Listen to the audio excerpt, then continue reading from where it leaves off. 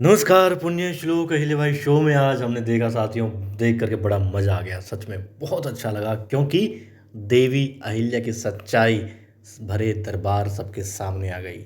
कौन लेके आई? नर्मदा लेकर के आई। जी हाँ, चाकू की नोक पर उठाकर ले गए थे, मगर वही लड़की हाथ में चाकू लेकर के और जिन्होंने उसे पकड़ा था उन पर वार करके भाग कर आ जाती है। देखिए क्या होता है, मालेराव दरबार में होता है और क्योंकि देवी अहिल्या ने थोड़ा वक्त मांगा था और इसी वक्त में वो मैनाबाई के पास में होती है। अब देवी अहिल्या आ रही होती है मगर मालेराव से सब्र नहीं होता। वो कहता है मल्हार राव सुबेदार जी से, सरकार आखिर कहाँ है देवी अहिल्या, वो अभी तक आई क्यों नहीं और कितना इंतज़ार करना पड़ेगा हमें। और इंतज़ार ही तो करवा सकती है वो, क्योंकि कोई सबूत होगा तो लाएंगी ना। जब गुनाह किया ही नहीं है मालेराव ने तो भला कहाँ से सबूत लाएंगी। कोई गवाह होगा तो लाएंगी ना। गवाह है नहीं, सबूत है नहीं, बस इसीलिए समय जाया कर रही हैं और कुछ नहीं। अब देवी अहिल्या आ भी जाती हैं और आती हैं तो बताती हैं कि सरकार वो लड़की नर्मदा, उसका अपहरण हो गया है। अब वो कहता है आई साहब अपहरण हो गया है, कैसे हो सकता है, ऐसा हो ही नहीं सकता। खैर अच्छा किया आपने ये कहा कि अपहरण हो गया है। आपने अगर ये कहा होता कि उसे मार डाला गया है, उसकी हत्या हो गई है, तो फिर आप फंस जाती, क्योंकि फिर सबूत के तौर पर आपको उसकी लाश तो लेकर के आनी पड़ती। खैर अच्छा किया। अब मालेराव फिर से इल्ज़ाम पर इल्ज़ाम लगाता है देवी अहिल्या के ऊपर कि ये झूठ बोल रही हैं, ऐसा कुछ था ही नहीं, उसने गुनाह किया ही नहीं। और कहता है कि चलो ठीक है, मान लिया कि मालेराव ने ये छोटा गुनाह किया, उसने संपत्ति ली वहाँ से, मतलब कि राज का जो धन था वो लिया और अपना निजी वाड़ा बनाने के लिए भेज दिया। लेकिन देवी अहिल्या इसके लिए शिकायत कर सकती थी, आपसे शिकायत कर सकती थी। जी हाँ, वो कहता है कि सूबेदार जी से देवी अहिल्या इस बारे में शिकायत कर सकती थी मालेराव की, गंगूबा से शिकायत कर सकती थी, भरे दरबार में सभी मंत्रियों से शिकायत कर सकती थी, मगर उन्होंने ऐसा नहीं किया। वो तो लूट लेती है धन को। यदि कोई आम इंसान लूटे तो क्या उसे माफ़ किया जाएगा? नहीं। ये नैतिक मान लिया, लेकिन ये गुनाह तो माना ही जाएगा, तो सज़ा होनी चाहिए और ये स्वीकार कर चुकी हैं। आप इसमें जाया ना करें, इन्हें सज़ा दीजिए, इन्होंने धन लूटा है। अब देवी अहिल्या कहती है कि उनके पास और कोई सबूत नहीं है, मगर तभी आ जाता है सबूत दौड़ते हुए और मल्हार राव सूबेदार जी इस बीच कह रहे होते हैं कि तमाम सबूत और जो साक्ष्य पेश किए गए हैं, वो जो परिस्थितियां हैं, जो स्थितियां उसके मद्देनज़र तभी आ जाती है छोटी रानी चिल्लाती हुई नर्मदा आकर भरे दरबार में वो गिर जाती है। फिर उसे पानी पिलाया जाता है, थोड़ा उसे समय दिया जाता है, बैठाया जाता है। दिले पूछती है कि भाई तुम कैसे यहाँ तक पहुँची और क्या हुआ, तुम ठीक तो हो ना। और दोस्तों वो लड़की तो घायल अवस्था में होती है, दौड़ती भागती हुई आई होती है, मगर मालेराव जो कि ऐशो आराम से खड़ा था पहले, अब बेचारे का पसीना छूट रहा होता है और बस वो सोचता है कि धरती फट जाए तो इसमें समा जाऊं कुछ पल के लिए, क्योंकि बाहर आकर के फिर तो उसे वही कारस्तानियाँ करनी है। खैर अब मल्हार राव सुबेदार जी भी खड़े हो जाते हैं, पूरा दरबार खड़ा हो जाता है और फिर देवी अहिल्या से बताती है नर्मदा कि रानी साहिबा, मैं बस आपकी बातों से मुझे हौसला मिला और मैं यहाँ आ गई। जी हाँ, नर्मदा बताती है कि उसका अपहरण हो गया था और कुछ लोगों को बताती है, सारी बताती हैं कि उसे कैसे उठाकर ले गए और फिर उन लोगों को प्यास लगी रास्ते में और वो नर्मदा अभिनय कर रही थी सोने का या बेसुध होने का। वो देखते हैं कि ये तो सोई हुई है, पड़ी है, इसे होश ही नहीं है, चलो पानी पियाते हैं। गाड़ी रुकवाते हैं और बैलगाड़ी वाले से कहते हैं तुम ध्यान रखना इस लड़की का। वो दोनों पानी पीने चले जाते हैं। अब वो लड़की वो खंजर जो पास में रखा था बैलगाड़ी में उठा लेती है और दौड़ जाती है, साथ में अपने अंदर जोश पैदा करते हुए, बातें याद करते हुए जो देवी ने उनसे कही थी। उन्होंने कहा था कि तुम्हारे ऊपर अब बात नहीं है सिर्फ ये, तुम प्रजा का नेतृत्व कर रही हो तो तुम पर सारा दामोदार है। यदि तुम सत्य बताओगी तो पूरी प्रजा उसका फल पाएगी और तुम चुप रहोगी तो पूरी प्रजा भुगतेगी। वो ये भी बात याद करती है कि यदि नर्मदा को न्याय नहीं मिला तो पूरे हिंदुस्तान में यही संदेश जाएगा कि होलकर वाड़े में, मल्हार राव सूबेदार जी के वाड़े में जनता को न्याय नहीं मिलता। बस वो इसलिए दौड़ी चली आती है। अब रास्ते में वो लोग मिल जाते हैं जिन्होंने उसका अपहरण किया था। अब कभी धक्का दे करके भागती है, कभी आंखों में मिट्टी डाल करके भागती है, कभी उन लोगों पर खंजर से वार करके भागती है, मगर इस तरीके से वो पहुंच जाती है। फिर बताती है ये भी कि उन्होंने क्या क्या बातें सुनी। वो बताती है कि मालेराव जी ने कहा था कि इस लड़की को जब तक देवी को सज़ा नहीं मिल जाती तब तक वाड़े से दूर रखना है और फिर चाहे कहीं भी छोड़ देना, कोई फ़र्क नहीं पड़ता। और ये भी कहा, जी हाँ, सारी बातें बता देती है। वो फिर ये भी बताती है कि किस तरीके से वो अपने गाँव में थी, कैसे वहाँ पर स्थिति थी, लोग कैसे आत्महत्याएँ कर रहे थे और फिर वो किस तरीके से मालेराव तक पहुँची थी। मालेराव कैसे घड़े से खूब पानी मतलब कि बर्बाद कर रहे थे, नहा रहे थे, अपने शाही घोड़े को भी नहलाना चाहते थे पानी से। वो बताती है कि उसने अवगत भी करवाया था मालेराव को कि प्रजा के लिए क्या महत्व है एक एक बूंद पानी का। मगर उन्होंने क्या जवाब दिया सब बताती है। वाड़े में आ जाती है, फिर मालेराव फिर डराते हैं, वो भी बताती है। वो भी बताती है किस तरीके से खंजर से फिर डराते हैं।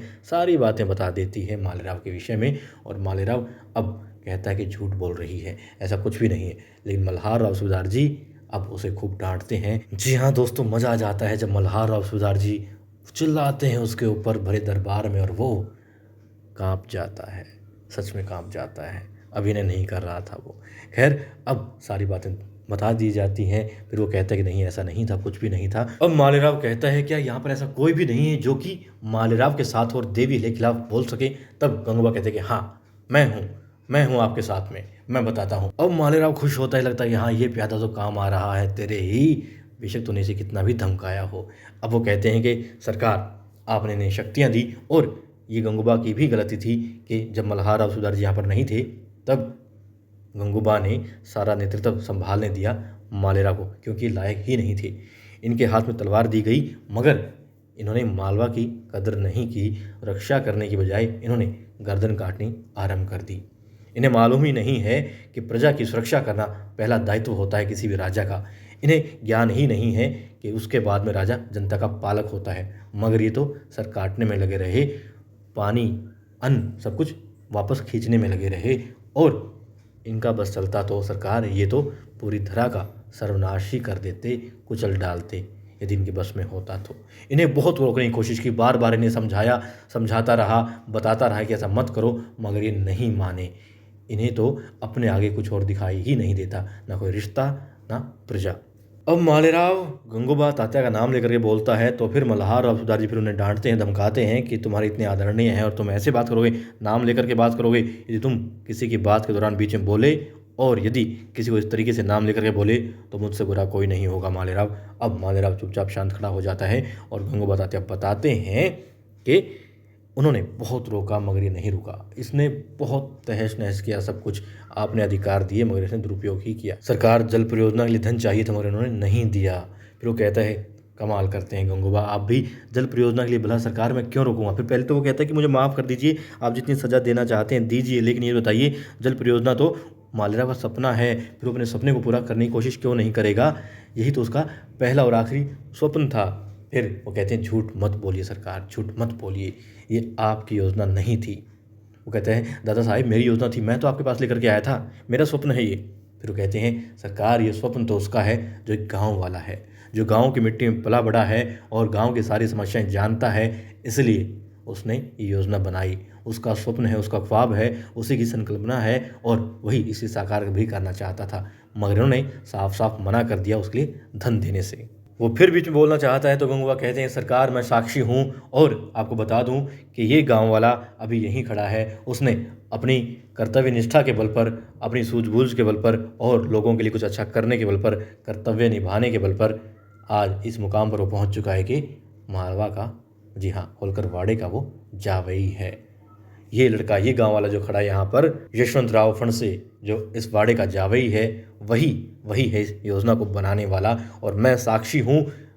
लेकिन मालेराव ने अपना बता करके इसे आपके समक्ष प्रस्तुत किया था, और ये योजना सारी इसी की थी, और इसने फिर पैसे देने से भी मना कर दिया। बहुत कोशिशें की देवी अहिल्या ने, यशवंत ने इस योजना को सिरे चढ़ाने की, मगर इसने हर बार विफल किया, उसे कामयाब नहीं होने दिया। अब मल्हार राव सूबेदार जी का पारा बढ़ता जा रहा था। वो फिर बोलना चाहता है तो सूबेदार जी उसका हाथ पकड़ लेते हैं और ज़ोर से उसे हिलाते हैं कि मालेराव, और सब डर जाते हैं कि नहीं कहीं बस तलवार ना निकल जाए इनकी मयान से। खैर, अब दूध का दूध पानी का पानी हो चुका होता है। बता देते हैं कि योजना किसकी थी, कौन पूरा करना चाहता था। यानी कुल मिलाकर के यहाँ पर मालेराव की जो पूरी हकीकत थी वो सामने आ चुकी होती है, और वो माफ़ी मांगता है कि मुझे माफ़ कर दीजिए, माफ़ कर दीजिए, गलती हो गई, माफ़ कर दीजिए। लेकिन उसने कुछ भी जो भी किया है, इसमें उसका कहीं से भी कुछ भी गलत मंशा नहीं थी, मन में मैल नहीं था, द्वेष नहीं था, और कोई चालाकी नहीं थी। बस वो तो यूं ही स्वाभाविक रूप से सब करता चला गया। अब गंगूबा कहते हैं कि सरकार ये हमारी गलती थी कि इसे उत्तराधिकारी बनाया गया, इसे ये समझा गया, मैंने भी समझा कि हाँ ये लायक है, मगर ये कहीं से भी लायक नहीं है। इन्हें यदि शक्तियाँ दी जाएंगी तो ये दुरुपयोग ही करेंगे, ये कहीं कोई कसर नहीं छोड़ते रोंदने में किसी को भी। और देखिए दोस्तों, जब मल्हार राव सूबेदार जी के समक्ष बातें होती हैं, घुंघू बताते हैं, सारी बातें बताते हैं, यशवंत की तारीफ़ करते हैं, तो पूरा, जी हाँ, जो दरबार होता है यशवंत के लिए खुश होता है कि वाह! बहुत अच्छा। और मुक्ता के दिल में तो लड्डू फूट रहे होते हैं, मेरे पति की तारीफ़ हो रही है यहाँ पर। सच में आज का शो बहुत लाजवाब था। बहुत दिनों बाद देवी अहिल्या की हमने जीत देखी है, उनका सच मल्हार और सुधार जी, या फिर यूँ कहें कि सबके सामने आता देखा है। ये जो मालेराव है इसका झूठ पकड़ा जाता देखा है। बहुत दिनों बाद आज हमने कुछ अच्छा इस शो में देखा है।